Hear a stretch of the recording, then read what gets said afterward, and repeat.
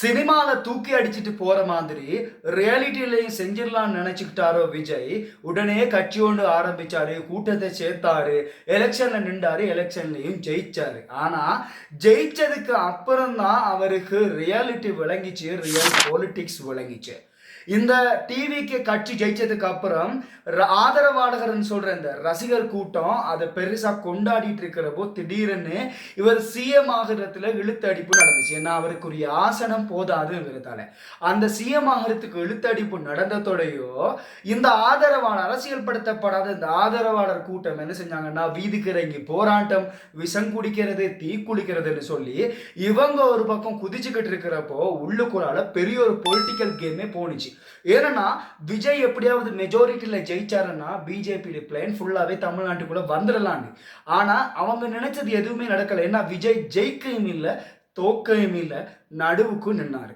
இப்ப வேற ஆட்சி அமைக்கணும்னா 14 இல்லைன்னா 15 ஆசனங்கள் தேவைங்கிற நிலையில இருக்கிற போதான் உள்ளுக்குள்ளாலே வேற சிஎம் பதவி ஏற்க முடியாம ஆளுநரை வச்சு பிஜேபி பெரிய ஒரு பொலிட்டிக்கல் கேம் நடத்த பார்த்தாங்க.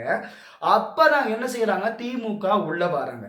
எங்களுக்குள்ள நாங்க என்னதான் அடிச்சுக்கிட்டாலும் எங்க நாட்டுக்குள்ள வெளியில இருந்து ஒருத்தன் வாரதுக்கெல்லாம் நாங்க விட மாட்டோம். யாரும் இங்க எல்லாம் வாலாட்ட முடியாது, யார பருப்பும் இங்க வேகாது.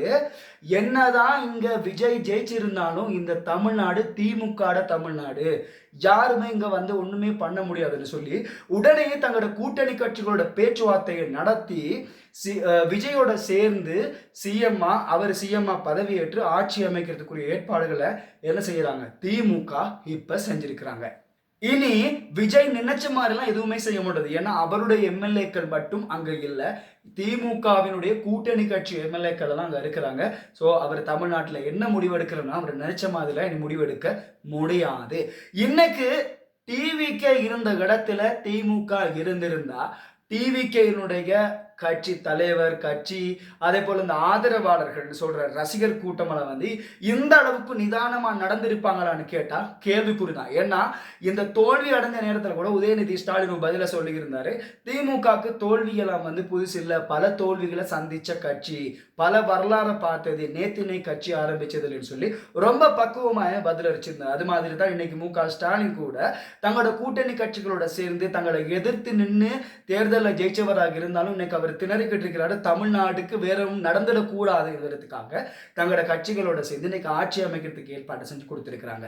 பார்க்கலாம் இனி எப்படியோ நடிகர் கையில தங்களோட எதிர்காலத்தை தமிழ்நாட்டு மக்கள் ஒப்படைச்சிட்டாங்க.